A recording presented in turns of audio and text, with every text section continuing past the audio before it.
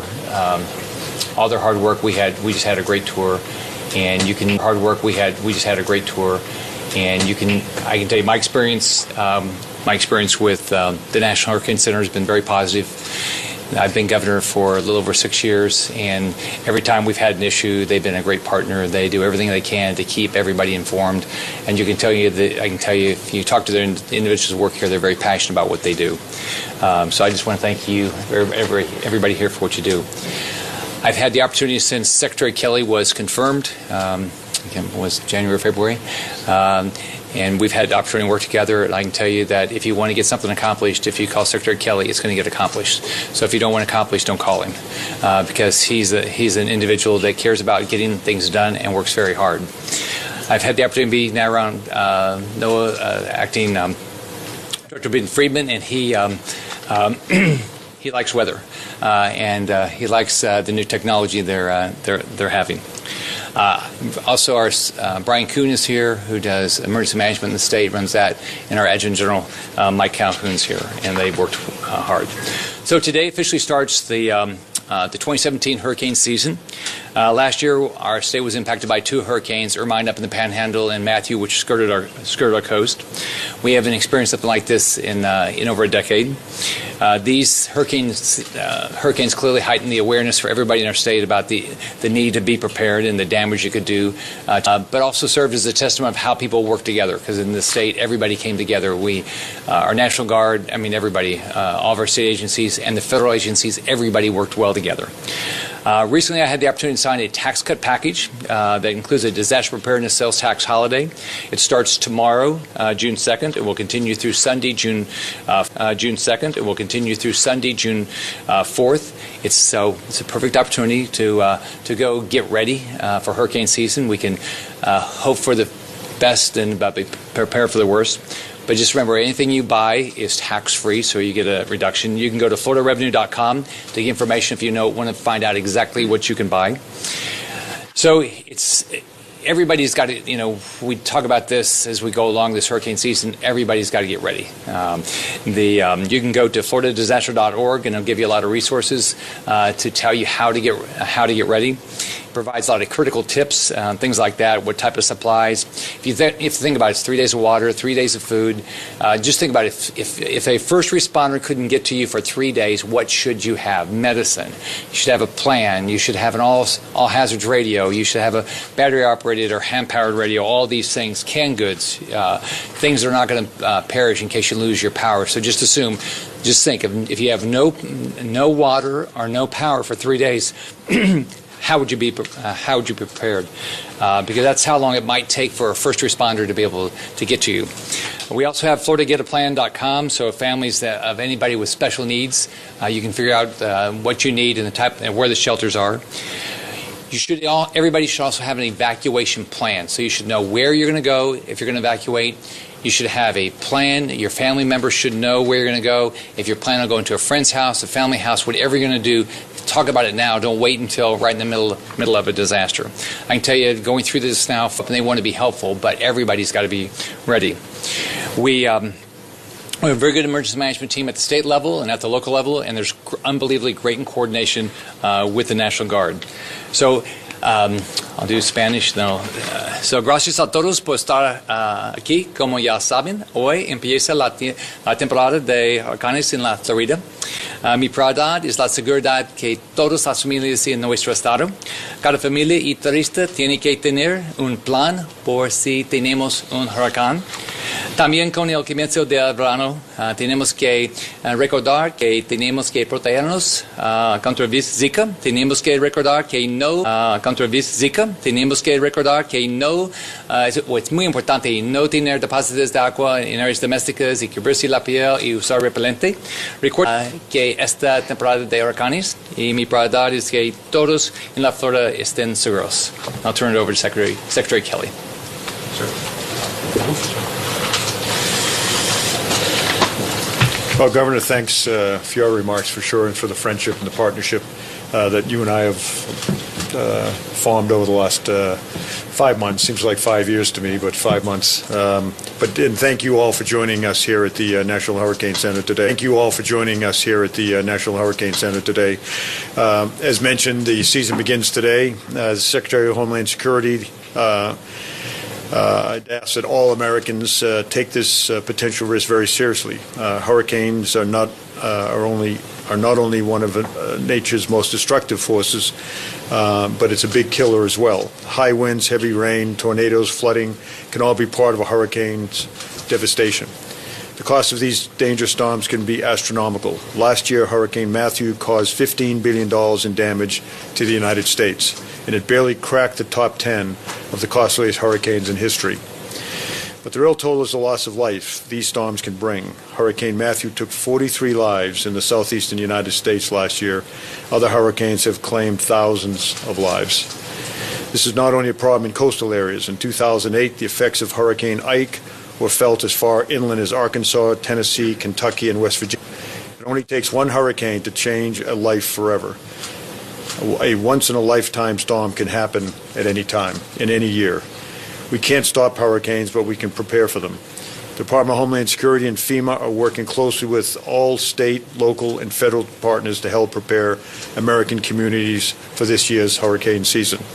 I ask the American people to do their part as well. Make a plan with your family based on the risks to your community. Figure out how you would evacuate if you needed to, and how you would communicate with each other. Update your emergency supply kit, as the governor referenced, with food, medication, and extra cash for at least 3 days. You can find a checklist and many other tips to help you at ready.gov/hurricanes. You can also install a FEMA app for weather alerts, safety tips, directions to your nearest shelter, and much, much more. Check out your insurance coverage ahead of time so there won't be any surprises. By staying informed and getting prepared, you can help your family stay safe this hurricane season. Thank you for your time, and I look forward to any questions. Secretary, I wonder, can I ask a question?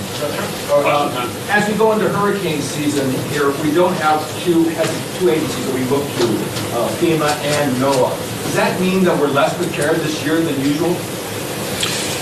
I would tell you, my first few months in the job, FEMA is a leaning forward, responsive organization, to say the least. I would tell you, I have more conversations with the president about things like that are FEMA associated, helping communities. Very early on in my tenure, he would call me when he'd see reports of, say, hurricanes in Mississippi and things like that. So we got a president leaning forward, a department leaning forward, and certainly FEMA leading forward. These people are nothing less than responsive, and so I think we're set up for a great season, whatever nature brings. The delay in appointments, though, is that concerning at all? Well, it isn't. We have great career people, and certainly next week we have Brock Long will have his committee here, or his hearing in front of the committee, and then sometime after that, we hope will be confirmed by the entire United States Senate. So, but again, the bedrock of the organization are the career professionals, and we're in very, very good shape. Secretary Collier, just coming back from Port-au-Prince, what words do you have to offer for the thousands of patients living here in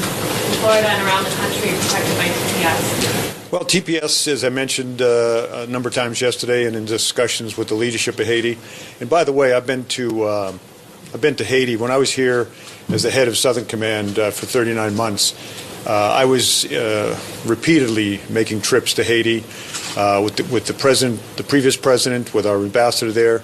I toured, rebuilt sites, housing sites. Certainly went to camps of people who were displaced by a number of factors. As I said, I went to industrial sites, went to the North Coast, the South Coast, everywhere on the border, interacted with the Dominican Republic and its government relative to Haitian terms. I've been to Haiti a lot. My trip down there yesterday was to get in conversations with the new leadership of Haiti about TPS and other issues, by the way, economic issues as well as security issues and, of course, immigration issues. By definition, TPS is temporary, meant to be temporary, It's focused, it's granted typically after a single event. That would be in Africa recently, as an example, Ebola. Certainly in Haiti, the earthquake that took place 7 years ago. It's not meant to be forever, unless the Congress, United States Congress, changes the law, which they should do if they feel as though that's appropriate. But those were the discussions, generally speaking, about TPS. As you know, I'm sure I just extended it by 6 months based on a number of factors. But most importantly, my trip there yesterday was to talk to not only the leadership, the new leadership, political leadership, the president and others and his staff, but also I did a couple of pressers, radio interviews to talk to the Haitian people. And the message is, by definition, TPS is temporary. So they should start thinking now about what will happen in the not-too-distant future. But I don't want to get into whether it's going to be extended or not at this point. Many factors. Will it be only for Haitians or will it be for everyone in the U.S.? Pardon me? The TPS, will it end only for Haitians or? I didn't say it would end. It will end someday, just like all TPS should end. It should not be automatic. It has been, in many cases, automatic. In my case, I'm looking at all the TPS arrangements, been in some minimum discussions with members of Congress on it. They can fix it. They can change it from temporary to whatever they want to do. In the meantime, as an agent of the administration, I have to look at it from the temporary point of view and decide whether we should, extend it or not. But I would hope that the Congress would come up with some solutions because it affects a lot of people. So, Mr. Secretary, one of our local congressmen, Ted Deutsch, has Say what? One of our local congressmen, Ted Deutsch, has said that if the president were to get out of the Paris Climate Agreement, that it would actually threaten national security. Your thoughts about that? You'd have to refer that to the White House, really. I'm not, I'm in a completely different lane now than I once was.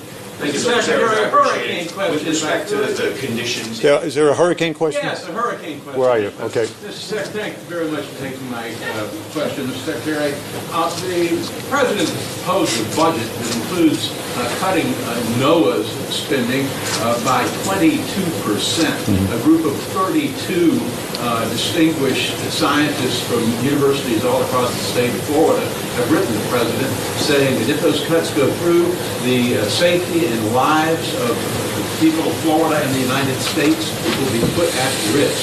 How do you respond to that? Well, I think, again, I'd have to refer the question to the White House. In my lane, we are ready to assist any state in terms of any catastrophe, certainly Florida, in the case of Florida, hurricanes. So we're ready to go with it. FEMA's ready, leaning forward. DHS is as well. FEMA's going to be cut by $600 to $67 million under the President. We will make do. Thank you. Thank you very much, sir. With respect to the conditions in Haiti, the position of the Trump administration, the federal government, is that the country is now ready to welcome and sustain people to return. That is not the opinion of the Haitian Americans here, or quite close to those people in Haiti. Is it your opinion of what you saw yesterday, that the country is ready to welcome people back to Haiti? Well, my sense is, for sure, that they would like their citizens to return. I don't think there's an expectation that all of the Haitians in the United States covered by TPS will want to return. But certainly the president and his staff indicated to me that they would welcome back, and they would like to buy some more time, obviously, but they would welcome back their citizens. Sure. With respect to conditions, did you see the conditions on the ground? Well, look, as we all know, again, in my previous life as the Southcom commander, I was in Haiti regularly and toured that country regularly and went to camps and reconstruction sites and industrial sites. I know a lot about Haiti. My trip there yesterday for 5 hours was to interact with the new administration, and I'd already had meetings, by the way, with Haitian officials in Washington about 2 weeks ago. I wanted to follow that up. I told them I would follow that up to talk to the new president, pay my respects first and foremost, and then to talk to him about a range of issues, TPS being clearly one of them, but also security, also economic development. So that's what we talked about. The conditions in Haiti, it's rough. I mean, there's no question about it. It's a fragile recovery, no question about it. But again, we need to move forward on this temporary issue. Past DHS secretaries have simply, without really looking into it, just gave them another 18 months and another 18 months. I think we need to work towards setting up the 58,000 Haitian citizens who are in this country, setting them up to return home. That is the point of the TPS program. So, Secretary, Last question. A question about the refugee program. Back when the Hawaii judge blocked the travel ban a couple of months ago, right. It blocked the section of the law that lowered the refugee cap from 170,000 to 50,000. Yet your department has, the number of refugees admitted has plummeted ever since, and we're on track, it looks like, for about 50,000. How is that happening if the court has blocked that lowering? You really have to, that's mostly a question to the State Department. But the State Department is back on track and is interviewing refugees as fast as they can. There was a funding issue for a while in terms of the continuing resolution. Now they're back on track, as I understand it. They're doing their normal operations. That's why there was a dip. But now they're back to following the law. They were always following the law, but now they're back to doing normal operations relative to refugees. So I think with that, we'll call it a day. Thanks for your interest. And again, if you can do anything, please get the word out to all of Floridians that they should really pay attention to what this great institution tells them, notifies them, and obviously follow the directions